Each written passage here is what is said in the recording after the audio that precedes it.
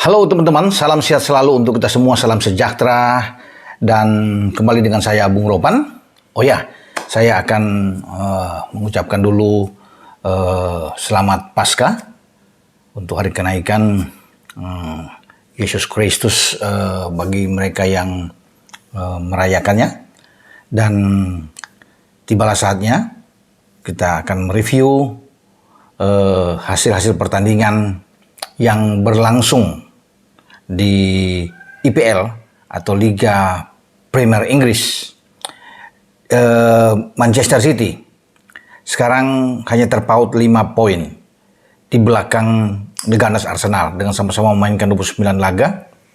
Dengan Manchester City sekarang meraih 67 poin, sementara Arsenal 72 poin. Arsenal masih akan bermain nanti malam menghadapi The Reds Liverpool di Anfield, dan ini memaksa bagi Arsenal untuk harus menang.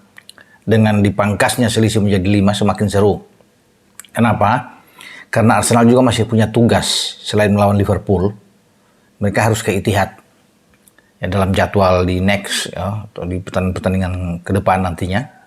Dan mereka kalah dalam pertandingan pertama melawan City. Jadi mereka harus menang melawan Liverpool dan juga tidak boleh kalah melawan City. Ini perjuangan berat yang harus dihadapi oleh pasukan Mikel Arteta. Tapi sebelum ke sana, saya akan melihat dulu ini, membahas review apa yang terjadi di St. Mary dengan 4 gol yang diciptakan pasukan Pep Guardiola saat mereka tandang ke markas Southampton di sini.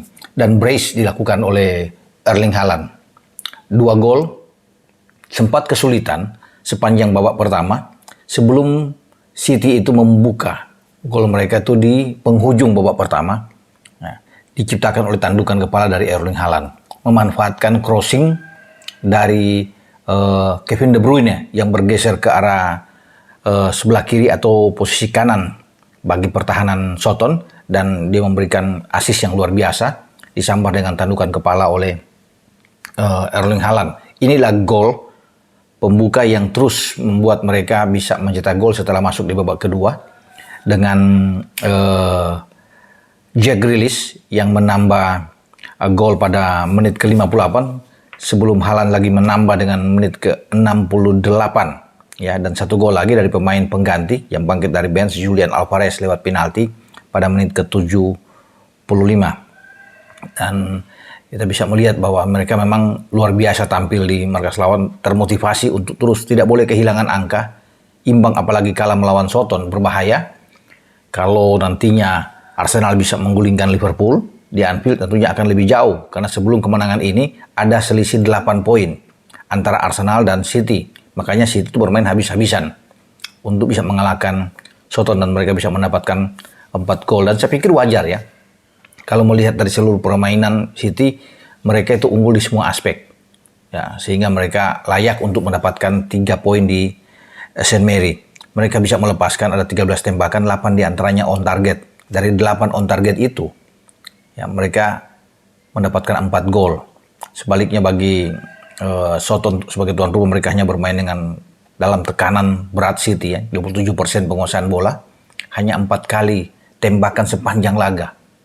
Terlalu sedikit buat mereka dan hanya 1 on target yang mereka dapatkan dengan 1 gol balasan mereka ke gawang Ederson Moraes. Kalau melihat juga dari penampilan skuad City ini luar biasa, selain Moraes di belakang tuh Akanji, Nathan Ake dengan Ruben Dias membentuk 3 pemain belakang yang sangat kuat, tembok yang sangat tangguh sekali, dengan mendorong itu John Stones yang bisa bermain di belakang. Karena John Stones ini kan sebenarnya bisa sebagai bek tengah, bisa juga sebagai bek kanan, dan sekarang didorong sebagai gelandang bertahan.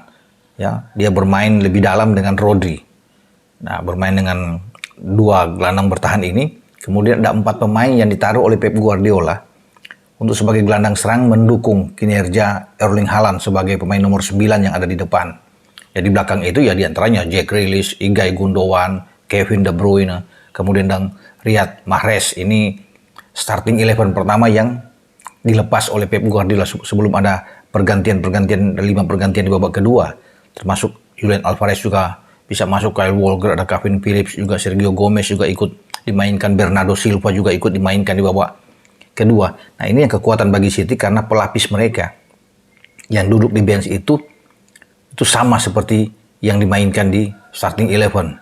Jadi siapapun yang dimainkan, kualitas mereka itu terjaga dengan baik, tidak mengurangi, dan ini kelebihan bagi City. Nah, sebelumnya City menang, tim Manchester merah, ya, ini kan 2 Manchester yang bertanding kemarin itu meraih poin maksimal, ya. Pasukan Erik ten Hag mendapatkan 3 poin penting. Mereka harus bangkit cepat setelah mereka dipukul oleh Newcastle. Sekarang depan publik mereka di Old Trafford mereka bisa clean sheet setelah menjamu Everton, mematahkan perlawanan sengit yang dibuat oleh Everton, dan mereka memang harus menang untuk bisa menjadi juara. Saya pikir sudah tidak mungkin bagi Manchester United. Mereka harus bisa tetap bertahan di posisi 4 besar untuk zona Champions. Dan ini modal bagus kemenangan mereka atas Everton di kandang, sehingga mereka menatap pertandingan di Liga Eropa nantinya menghadapi Sevilla juga di Old Trafford. Ini dengan enak karena mereka harus berkonsentrasi penuh menjamu Sevilla, wakil dari Spanyol yang kita tahu bersama sebagai rajanya di Liga Eropa sejauh ini. Nah, kita lihat duel menghadapi Everton, mestinya ini tidak hanya 2 gol, itu di atas 2 gol, bahkan mungkin kalau 5 gol sah-sah aja mereka bisa dapatkan. MU bermain dengan luar biasa, tekanan mereka ke jantung pertahanan Everton. Sayang peluang demi peluang gagal dimaksimalkan oleh pemain-pemain MU, ya, baik Rashford yang dimainkan lebih awal sebagai pemain nomor 9 ke depan, ya, karena tidak ada Horus yang main babak kedua. Horus ini, dan di belakangnya itu ada Sabitzer, ya, ada Sancho yang bisa bermain. Fernandes itu agak ke belakang bermain dengan Scott McTominay. Ini yang menjadi keunggulan. Anthony juga dimainkan lebih awal sebelum Anthony keluar di babak kedua, dan Anthony Martial yang masuk, dan Martial juga ikut membuat gol, ya, setelah lebih dulu diawali dengan gol pembuka dari Scott McTominay. Ini gelandang yang cepat masuk di jantung pertahanan Everton, ya, untuk menaklukkan penjaga gawang Jordan Pickford, penjaga gawang tim nasional Inggris, setelah ada umpan yang sangat matang diberikan oleh Jadon Sancho. Ya, walaupun ada banyak pemain Everton yang ada di kotak penalti, tapi permainan 1-2 Rashford, tapi diawali juga dengan pergerakan Scott McTominay, dan dia merangsek masuk ke dalam dengan tembakan kaki kanan yang kuat. Nah, gol ini yang membangkitkan semangat bagi MU untuk terus bisa mempertahankan keunggulan mereka sampai di babak kedua, di saat Anthony Martial masuk dan memanfaatkan umpan yang juga baik, assist dari seorang Rashford. Rashford tidak mencetak gol, tapi satu assist dia penting untuk membuat mereka unggul dengan 2-0. Nah, saya bilang tadi kan peluang mereka itu luar biasa, banyak sekali. Kalau bisa melihat, ada 29 tembakan. Ini sangat tinggi ya, mereka dengan intensitas serangan yang sangat bergelombang ke jantung pertahanan lawan. Dari 29 tembakan yang dibuat oleh Bruno Fernandes dan kawan-kawan, itu 11 diantaranya on target. Tapi hanya 2 gol. Ini yang sangat disayangkan, walaupun ini memang kemenangan yang perlu disyukuri juga karena bisa dapat 3 poin ya. Tetapi 11 on target. Ini juga tidak terlepas dari penampilan yang luar biasa diperlihatkan oleh penjaga gawang Jordan Pickford. Ada banyak penyelamatan, termasuk ada 2 tembakan on target yang dilesakan oleh Marcus Rashford yang dia mentahkan. Dan kalau melihat juga dari penampilan Everton dalam tekanan yang luar biasa, mereka memang melepaskan 15 tembakan tapi hanya 1 on target dengan 36% penguasaan bola.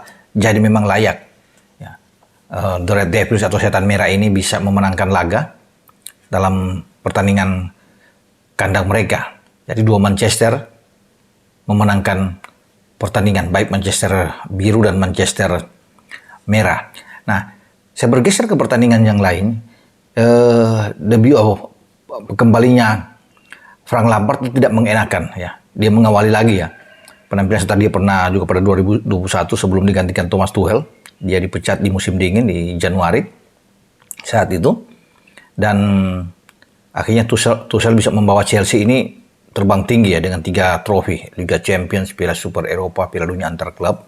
Sebelum Tuchel pun keluar dipecat dengan manajemen baru di bawah Todd Bowley, digantikan oleh Graham Potter. Graham Potter kemudian akhirnya dalam 7 bulan dipecat lagi karena performa Chelsea yang turun drastis, ya, kena turbulensi.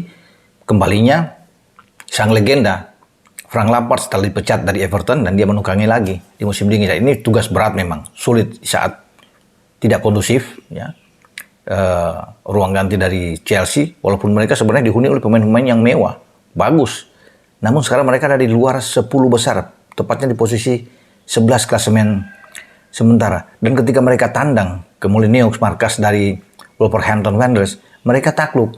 Makanya saya bilang ini kembalinya Lampard dengan hasil yang mengecewakan. Mereka tidak mampu membuat gol dalam pertandingan menghadapi Wolves. Ada 13 tembakan yang dibuat oleh anak-anak The Blues, tapi hanya 1 on target. Mereka tidak bisa menghasilkan apapun. Wow, Felix di depan, Kai Havertz, Sterling itu tidak mampu berbuat banyak. Pemain termahal mereka juga, ya, Enzo Fernandez di tengah, tidak memperlihatkan kinerja yang baik. Tampilnya juga ada Conor Gallagher juga yang dimainkan, ada Ben Chilwell dimainkan lebih awal, tapi ini semua sangat sulit, ya. Padahal ini nama-nama yang luar biasa sebenarnya. Reece James ada di kanan, Koulibaly, ada Kepa. Ini kan pemain-pemain yang bagus. Yang ada Korea di belakang.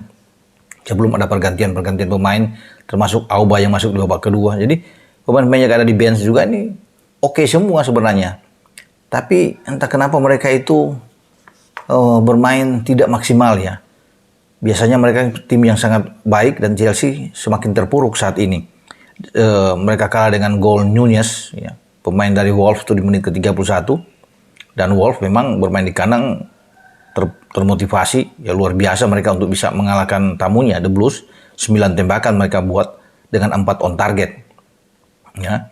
Kemudian walaupun mereka kalah dalam penguasaan bola, karena kan The Blues ini lebih menguasai permainan dengan 63% berbanding dengan Wolves hanya 37%, tapi kan semua ball position ini tidak berarti apa-apa kalau mereka hanya bisa menembak satu on target dari 13 percobaan mereka sepanjang laga, dan mereka gagal membawa pulang 3 poin. Itu sia-sia dengan penguasaan bola yang cukup tinggi. Nah, Wolves dengan serangan balik cukup. Mereka bisa mendapatkan satu-satunya gol, 3 poin di kandang mereka. Dan dengan hasil ini memang sangat berat.